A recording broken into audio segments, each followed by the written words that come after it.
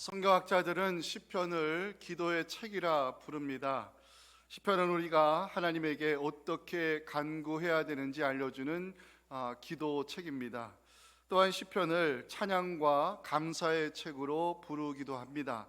시편 104편 24절 보면 창조주 하나님을 찬양하는 시편 기자의 고백이 나와 있습니다. 여호와여, 주께서 하신 일이 어찌 그리 많은지요. 주께서 지혜로 그들을 다 지으셨으니 주께서 지으신 것들이 땅에 가득하니이다. 시편 106편 7절과 8절은 이스라엘이 하나님을 기억하지 아니하고 배반하였지만 하나님의 이스라엘과 맺으신 언약을 기억하시고 구원의 역사를 만드신 하나님께 감사를 드리는 시편 기자의 그 기도가 담겨 있습니다.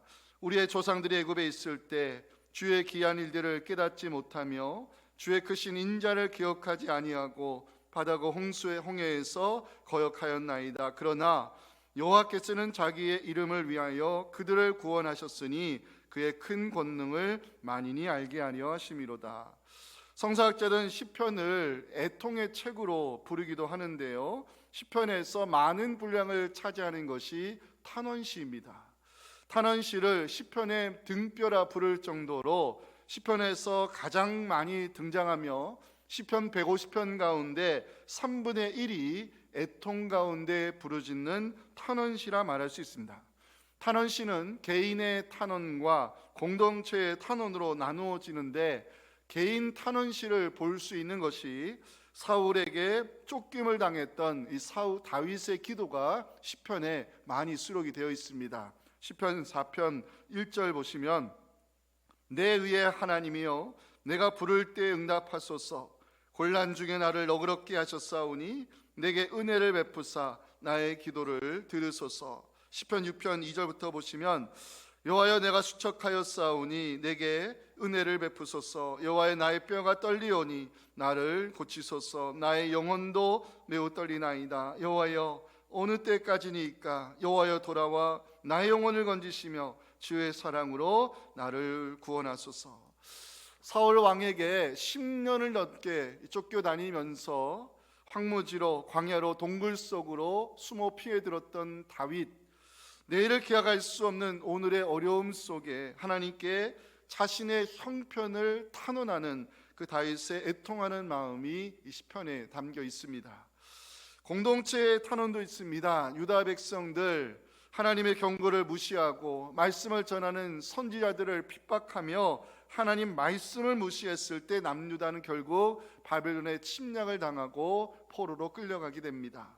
머나먼 이방 땅으로 끌려간 유다 자손들, 하나님께 공동체 탄원의 기도를 드리는 내용이 시편 44편 22절부터 기록이 되어 있습니다.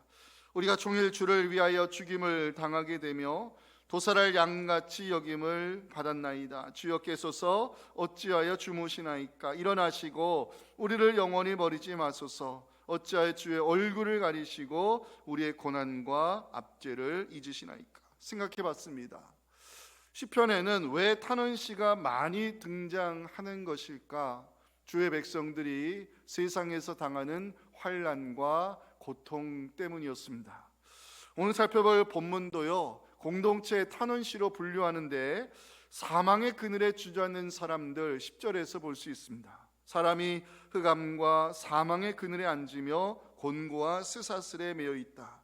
이들은 왜 사망의 그늘에 앉아 있는 것일까? 이들은 왜 곤고와 쇠사슬에 매여 있는 것일까요? 그 이유 11절에 나와 있습니다. 중요한 말씀입니다. 같이 읽습니다. 하나님의 말씀을 거역하며 지존자의 뜻을 멸시함이라. 하나님 말씀을 거역하여 사망의 그늘에 앉아있는 사람들, 지존자의 뜻을 멸시하여 쇠사슬에 매여있는 사람들, 바로 바벨론의 포로로 끌려온 유다 사람들입니다. 하나님께서 택하신 선민들에게 고통과 환난을 허락하심은 그들이 하나님을 찾고 하나님을 의지하는 겸손의 자리로 돌아가게 하기 위함이었다고 시편 기자는 12절에서 이렇게 기록하고 있습니다. 그러므로 그가 고통을 주어 그들의 마음을 겸손하게 하셨으니.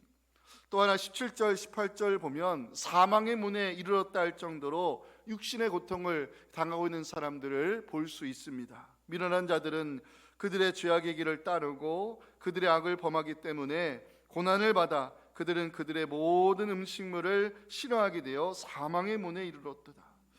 이들이 고난을 당하는 이유, 이들이 질병의 고통 가운데 신음하는 이유, 바로 아까 보셨듯이 하나님의 말씀을 거역하고 하나님의 뜻을 멸시했기 때문입니다. 하지만 유다 백성들 그 고난의 현장에서 하나님의 인자하심과 또 행하신 기적을 경험하면서 그 하나님께 찬송하고 감사의 고백을 드리는 내용이 15절, 22절에 기록이 되어 있습니다. 같이 읽겠습니다. 시작. 여호와의 인자하심과 인생에 행하신 기적으로 말미암아 그를 찬송할지로다. 감사제를 드리며 노래하여 그가 행하신 일을 선포할지로다. 아멘. 시편 107편은 바벨론의 포로로 끌려온 유다 백성들이 하나님께 드리는 공동체 탄원시이지만 이들은 그 고난의 현장에서 하나님의 인자하심과 하나님의 하신 기적을 경험하며 그 고통 가운데 건져주신 구원의 하나님을 노래를 부르고 있습니다. 고난이 많은 인생 가운데 어떻게 우리도 하나님 인자하심을 경험하며 하나님 행하신 이적을 찬양할 수 있을까? 어려운 시대를 살아가는 우리에게 오늘 본문이 들려주는 메시지가 있습니다. 우리 첫째 같이 읽겠습니다. 시작. 고난의 현장에서 자신을 돌아보는 성찰의 시간을 가질 수 있어야 한다는 것입니다. 이유 없는 고난 없다 그랬습니다. 환난이 찾아온 것은 그만한 이유가 있기 때문입니다. 오늘 보면 10절에 나오는 5개의 단어를 보실 텐데 유다 백성들 얼마나 고통 가운데 있었는가 보여주고 있습니다. 첫 번째 단어 흑암, 히브리어로 불행, 파멸, 죽음을 가리키는 단어입니다. 사망의 그늘, 바벨론의 포로로 끌려온 유다 백성의 비참한 삶을 보여주는 단어입니다. 곤고, 압박을 가리키는 단어이고요. 쇠사슬과 매임은 이방 땅에서 포로 생활을 하고 있는 유다 백성의 그 곤고한 형편을 보여주고 있습니다. 문제는 하나님께 택함 받은 이 선민들이 왜 고통을 당하고 있는가? 왜 고난의 사슬에 매여 있는가입니다. 시편 기자는 그 이유를 11절에서 정직한 마음으로 기록하고 있습니다. 그들이 하나님의 말씀을 거역하며 지존자의 뜻을 멸시했기 때문이라고. 거역하며 멸시함이라 나오고 있는데요, 무엇을 거역하며 멸시했다는 것인가? 유다 백성이 거역한 것은 하나님의 말씀이었고요, 멸시한 것은 하나님의 뜻이었다고 성경은 기록합니다. 하나님 말씀을 멸시했다는 것은 말씀으로 역사하시는 하나님에 대한 모독이었고, 그분의 뜻을 멸시했다는 것은 선지자들을 통하여 들려주시는 권고의 말씀을 듣기 싫어했다는 의미입니다. 하나님은요, 택하신 백성을 사랑하시는 분이십니다. 하나님은 이스라엘에게 한 가지를 요구했습니다. 하나님이 그토록 요구했던 그 원했던 한 가지가 바로 예레미야 7장 23절에 기록이 되어 있습니다. 이거는 우리를 향한 하나님의 마음이고 하나님의 말씀이기도 합니다. 같이 읽겠습니다. 오직 내가 이것을 그들에게 명령하여 이르기를 너희는 내 목소리를 들으라. 그리하면 나는 너희 하나님이 되겠고 너희는 내 백성이 되리라. 너희는 내가 명령한 모든 길로 걸어가라. 그리하면 복을 받으리라. 하나님 말씀합니다. 너희는 내 목소리를 들으라. 바로 이 말씀 속에 이 하나님께서 우리에게 원하시는 것이 순종이라는 것을 성경을 말씀하고 있고요, 순종을 요구하시면 바로 택하신 백성을 살리기 위한, 그들에게 복을 주시기 위한 하나님의 마음이었습니다. 택하신 백성을 향한 하나님의 열심을 지금 우리가 확인했지만, 그럼에도 말씀을 무시하고 주의 종들을 통한 하나님의 권고를 거부했던 이스라엘의 그 완악함이 예레미야 7장 25절 26절에 잘 나와 있습니다. 너희 조상들이 애굽 땅에서 나온 날부터 오늘까지 내가 내 종 선지자들을 너희에게 보내되 끊임없이 보내었으나 너희가 나에게 순종하지 아니하며 귀를 기울이지 아니하고 목을 굳게 하여 너희 조상들보다 악을 행했다고 성경은 그들의 완악함을 고발하고 있습니다. 하나님, 잘못된 길에서 그들을 돌이키고자 끊임없이 선지자들을 보내셨고 그들을 살릴 수 있는 회개의 말씀을 전하게 하셨지만 이스라엘은 하나님께 돌아가기를 싫어했습니다. 결국 그들에게 돌아온 것이 뭡니까? 심판과 징계, 멸망과 끌려감으로 나타날 수밖에 없었습니다. 하나님께서 유다 백성을 포로로 끌려가게 하신 이유, 하나님께서 택하신 백성이 쇠사슬에 매게 하신 이유, 바로 12절 말씀 때문입니다. 하나님은 그들에게 고통을 허락하시어 그들의 마음을 하나님께로 돌이켜 하나님을 찾고 하나님을 의지하는 겸손의 자리로 돌아가고자 하나님 그들에게 고통을 허락하셨다는 것입니다. 하나님 주시는 고통에는요 이유가 있습니다. 하나님 고난을 허락하실 때 이유가 있습니다. 우리를 돌아보게 하기 위함이요 하나님을 의지하는 겸손의 믿음을 갖게 하기 위함인 것입니다. 저는 말씀을 묵상하며 주요한 깨달음을 얻을 수 있었습니다. 고통은 우리를 돌아보는 성찰의 시간이 되어야 하고, 고난은 겸손의 자리로 돌아가라는 하나님의 사인인 것입니다. 여러분들, 믿음 생활하는 우리가 반드시 지켜야 될 세 자리가 있습니다. 잘 들으세요. 믿는 우리가 떠나서는 안 되는 자리, 첫 번째, 말씀을 듣는 자리입니다. 왜 우리는 말씀을 듣는 자리를 떠나서는 안 되는가? 저는 그 이유를요 본문 20절에서 찾게 되었습니다. 중요한 말씀입니다. 같이 읽습니다. 그가 그의 말씀을 보내어 그들을 고치시고 위험한 지경에서 건지시는도다. 말씀을 보내셨다는 것은 선지자를 보내셨다는 뜻인데요, 하나님께서 보내신 말씀의 종을 통하여 하나님은 우리 아픔을 고치시고 치유하시며 말씀의 능력으로 우리를 구원하시는 은혜를 베풀어 주신다고 성경은 약속합니다. 주의 백성이 말씀을 듣는 자리를 떠나서는 안 되는 이유가 여기에 있습니다. 성도로 부름받은 사람은요 하나님의 말씀을 들을 때 보배로운 백성이 되어서 찬송과 명예와 영광을 얻게 하시는 여호와의 성민이 될 수 있음을 신명기 26장에서 모세가 이 말씀을 선포하는데 우리에게 주시는 말씀입니다. 같이 읽겠습니다. 내가 오늘 여호와를 내 하나님으로 인정하고 또 그 도를 행하고 그의 규례와 명령과 법도를 지키며 그의 소리를 들으라.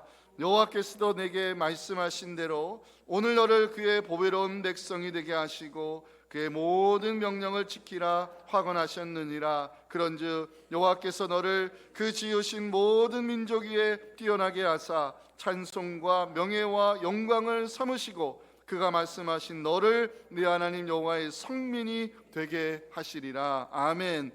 믿는 우리가 떠나서 안 되는 두 번째 자리가 있습니다. 권고의 자리입니다. 유다 백성들을 포로로 끌려가 사망의 그늘에 앉아있는 이유가 뭐라고 그랬죠? 11절 보실까요? 다시. 하나님 말씀을 거역하고 하나님 뜻을 멸시했기 때문이라고 시편 기자는 기록하고 있습니다. 하나님께서 이스라엘 백성에게 선지자들을 끊임없이 보내셨습니다. 그 이유가 뭡니까? 하나님이 보내신 선지자들은요 말씀의 종이고 하나님의 대언자들입니다.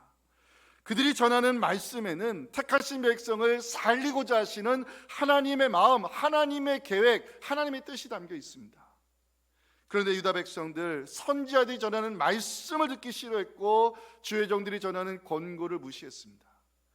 주의 종이 전하는 권고를 멸시했다는 것은 말씀의 대언자를 보내신 하나님에 대한 모독이었습니다. 사랑하는 성도 여러분, 하나님이 주의 종을 통해 전하시는 권고의 말씀을 잘 들으시기 바랍니다. 주의 종이 전하는 권고의 말씀을 듣는 자에게 하나님은 살 길을 열어주시고 회복의 은혜 부어주실 줄 믿습니다. 마지막으로 믿는 우리가 떠나서는 안 되는 자리가 있습니다. 겸손의 자리입니다. 겸손은 하나님을 의지하는 신앙으로, 그 반대는 하나님 없이 해보겠다는 교만입니다.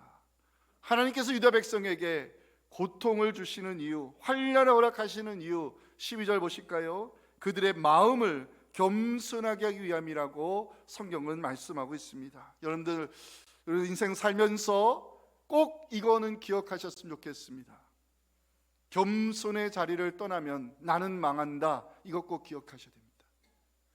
겸손의 자리를 지키는 것이 내가 영적으로 사는 것입니다. 겸손의 자리를 지키는 것이 내가 받은 은혜를 지키는 것입니다. 말씀을 듣는 자리, 주의 종을 통한 권고의 자리, 겸손의 자리 끝까지 지키심으로 하나님께서 주의 백성에게 약속하신 그 복을 누리며 살아가는 우리 모두가 될 수 있기를 주님의 이름으로 축원합니다. 자, 두 번째 메시지 정말 중요합니다. 같이 있습니다. 문제는 여러 가지나 답은 부르짖는 것밖에 없습니다. 어떻게 하면 우리가 이 고난의 그늘에서 벗어날 수 있을까? 어떻게 하면 우리가 환난의 매임에서 자유할 수 있을까? 시편 기자는요, 한 가지 답을 제시합니다. 그 답이 바로 13절입니다. 여러분들이 읽어주시면 좋겠습니다. 시작.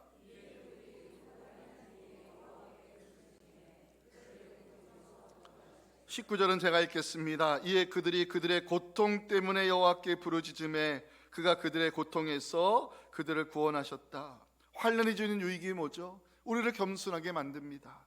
고통이 우리에게 주는 유익은 하나님을 찾게 만든다는 것입니다. 여기서 우리는 환난에서 벗어날 수 있는 유일한 길, 고통의 매임에서 자유할 수 있는 유일한 방법을 찾을 수 있습니다. 하나님께 부르짖는 것밖에 없다는 것입니다. 펜 갖고 계신 성도님들 13절 가셔서 표시해 주세요. 부르짖음에 구원하시되 표시해 주시고요.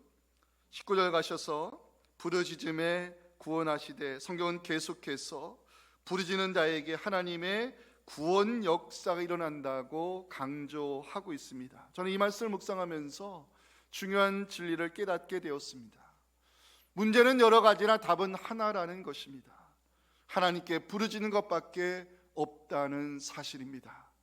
부르짖음이 왜 중요한지 아십니까? 부르짖음이 주는 유익 때문입니다. 5가지를 말씀드리겠습니다. 첫 번째, 간구한 것보다 더 응답하시는 하나님을 부르짖는 자가 경험할 수 있게 된다는 것입니다. 13절 한 번 더 읽어볼까요? 시작. 이에 그들이 그 환난 중에 여호와께 부르짖음에 그들의 고통에서 구원하여. 방송식 이 말씀 잠깐 띄워놔 주세요. 히브리 성경을 찾아봤습니다. 이 말씀이 제가 은혜 받았어요. 그들이 환난 중에 부르짖었다. 여호와께서 그들을 고통 가운데 건지셨다는 뜻인데, 중요한 것은 하나님께서 구원하셨다는 이 단어가 히브리 성경에는요, 미완료형으로 되어 있다는 것입니다. 미완료형은 이례적 사건이 아니라 지속적으로 일어나고 있는 행위를 가리킬 때 사용하는 히브리 문법입니다. 유다 백성들 환난 중에 부르짖었더니, 고통 중에 부르짖었더니 하나님께서 그들을 구원하시되 그 구원의 행위가 한 번이 아니라 지속적으로 일어났음을 시편 기자는 자신의 경험을 통해서 간증하고 있습니다. 우리는 여기서 내가 기도하는 것보다 더욱 응답하신 하나님을 말씀 가운데 만날 수 있습니다. 질문을 드려볼까요? 우리가 기도한 만큼만 산다면 우리가 이렇게 은혜 가운데 살 수 있을까요? 여러분들 기도 생활 잘하고 계십니까? 기도 많이 하고 계십니까? 질문하면 우리는 부끄러워 대답하지 못합니다. 그게 우리의 영적인 수준이고 우리의 현실입니다. 그럼에도 왜 우리는 하나님 주시는 평안을 누리며 살고 있습니까? 왜 우리는 이렇게 은혜 가운데 살아가고 있습니까? 우리가 간구하는 것보다 더 많이 응답하시는 하나님이 계시기 때문인 것입니다. 부르짖는 자가 누릴 수 있는 두 번째 유익이 있습니다. 하나님의 일하심을 볼 수 있습니다. 부르짖는 자를 위하여 하나님 어떻게 일하고 역사하실까 궁금하시면 이제 표시해 주세요. 자, 14절 가셔서 인도하여 내시고 끊으셨도다 표시해 주세요. 16절 가셔서 깨뜨리시며 꺾으셨음이로다. 인도하여 내시고 끊으시고 깨뜨리시고 꺾으셨도다 모두 부르짖는 자를 위하여 일하시는 하나님을 증거하는 단어들입니다. 우리가 환난 중에 부르짖으면 하나님 우리를 사망의 그늘에서 인도하여 내시고요, 우리가 고난 속에 부르짖으면 하나님 그 고난을 얽매고 있는 줄을 끊어주신다고 성경을 말씀합니다. 우리가 고통 중에 부르짖으면 하나님 우리를 위해 논문을 깨뜨리시고 쇠빗장을 꺾어버리신다고 시편 기자는 증언하고 있습니다. 자, 그런데 이 사건이 역사 가운데 실제로 일어났을까요? 16절 보세요. 논문을 깨뜨리신다, 쇠빗장을 꺾어버리신다. 이 일은요, 하나님께서 이 유다 백성을 포로로 끌고 간 바벨론 제국을, 바사, 페르시아, 지금의 이란이죠, 그 바사 제국을 통해서 바벨론 제국을 무너뜨린 일을 시편 기자가 고난의 현장에서 경험하며 그 간증으로 오늘 하나님이 하신 일을 이 기록 속에 남겨놓고 있는 것입니다. 그리스 역사가 헤로도투스가 역사 현장을 조사했어요. 실제로 바벨론 제국에는 노수로 만든 성문 100여 개가 있었고 모두 쇠빗장으로 단단히 잠겨져 있었던 제국이었다고 기록을 하고 있습니다. 유다 백성을 포로로 끌고 온 바벨론 사람들, 그들은 100여 개의 논문을 만들어서 누구도 침략하지 못하도록, 누구도 이 제국을 무너뜨리지 못하도록 쇠빗장을 걸어놨습니다. 하지만 결과적으로 어떻게 됐습니까? 그 바벨론 제국의 그 논문이, 그 쇠빗장이 모두 하나님 세우신 바사왕 고레스를 통해서 깨트려졌고요, 꺾여졌고요. 그리고 바사왕 고레스의 칙령에 의해서 유다 자손들이 예루살렘으로 돌아가 그 불타버린 성전을 다시 세우고 무너진 성벽을 다시 세운 역사가 바로 에스라 느헤미야의 역사입니다. 이 일을 누가 하셨는가? 이사야 45장 2절에서 이사야 선지자는 하나님이 하신 일이라고 증거하고 있습니다. 같이 읽어볼까요? 내가 너보다 앞서가서 험한 곳을 평탄하게 하며 논문을 쳐서 부수며 쇠붙장을 꺾고. 아멘. 부르짖는 자가 누릴 수 있는 세 번째 유익, 인자하신 하나님을 만날 수 있다라는 것입니다. 그게 15절입니다. 15절 한번 읽어볼까요? 시작. 여호와의 인자하심과 인생에 하신 기적으로 말미암아 그를 찬송할지로다. 성경학자들은 이 하나님의 인자하신 히브리어 헤세드를 많이 연구했는데요, 이 성서학자들은 헤세드, 하나님의 인자하심을 이렇게 정의하고 있습니다. 택하신 백성을 향한 하나님의 한없는 사랑.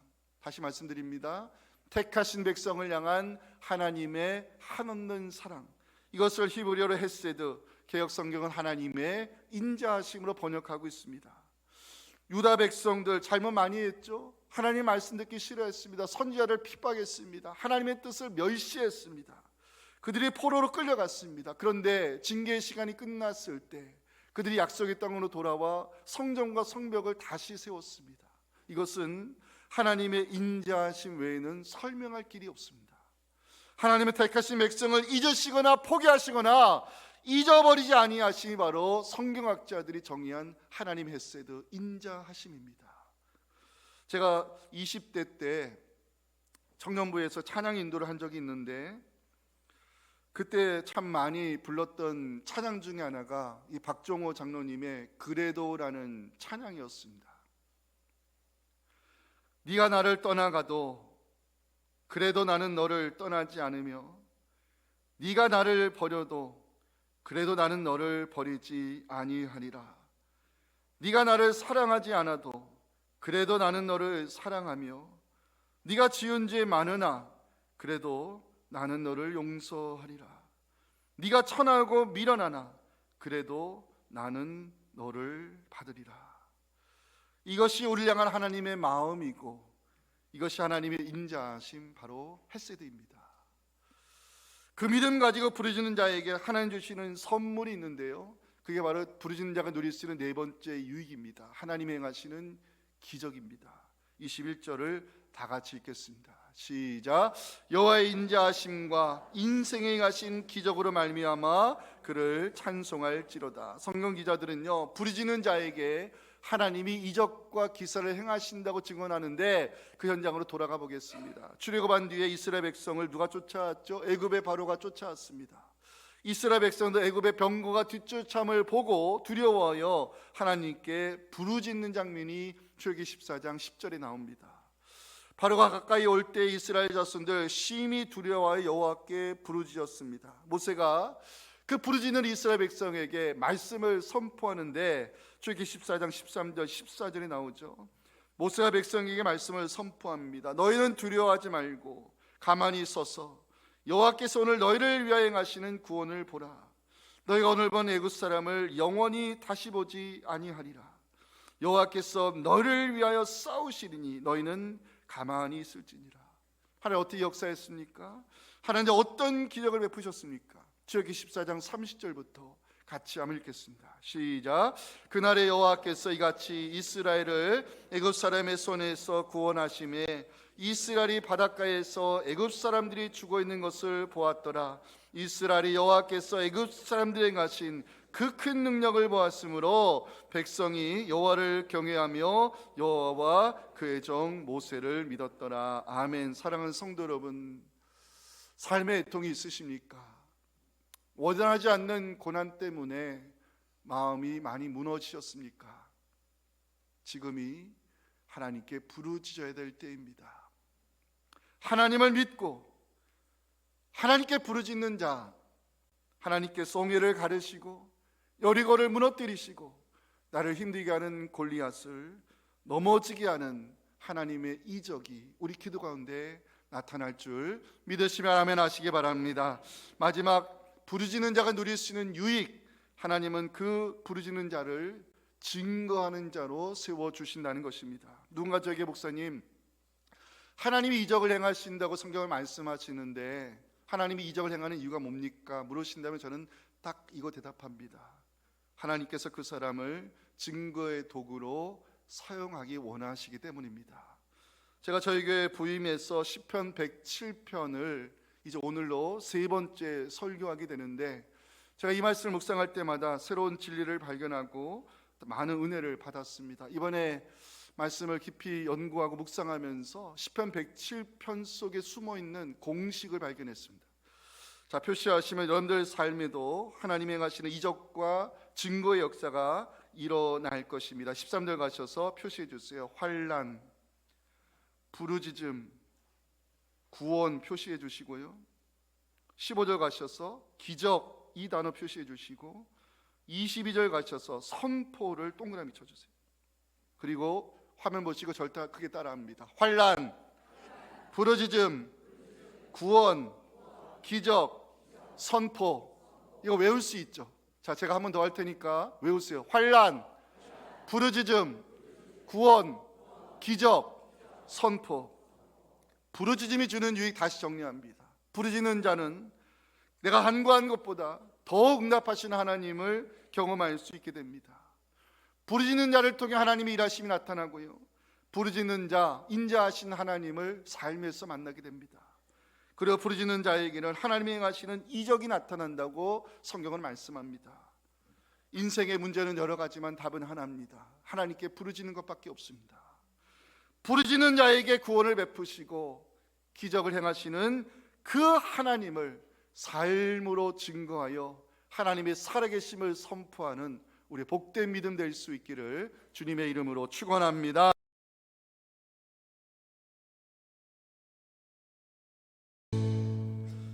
지금도 살아계셔서 하나님 보좌 우편에서 지금도 우리를 기도 가운데 돕고 계시는 우리의 눈물의 중보자 우리 구주 예수님의 은혜와 부르짖는 자를 돌보시고 지금도 이적과 기사를 행하시어 증거자로 세우시는 하나님 아버지의 크신 사랑과 성령의 역사가 오늘 주시는 말씀, 오늘 내 가슴에 새기고 인생의 문제는 여러 가지나 답은 하나밖에 없다는 이 말씀을 새기고 부르짖는 자의 자리로 돌아가 겸손히 하나님을 찾고 부르짖을 때 그 부르짖는 자를 돌보시고 우리에게 놀라운 이적과 기사 행하신 하나님을 삶으로 증거하며 하나님은 살아계시다, 이 말씀을 선포하기 원하는 사랑하는 모든 성도들의 이 간절한 이 부르짖음과 우리 사랑하는 자녀 세대의 믿음과 섬기는 교회 위에 지금부터 영원토록 함께 하시기를 간절히 축원하옵나이다. 아멘.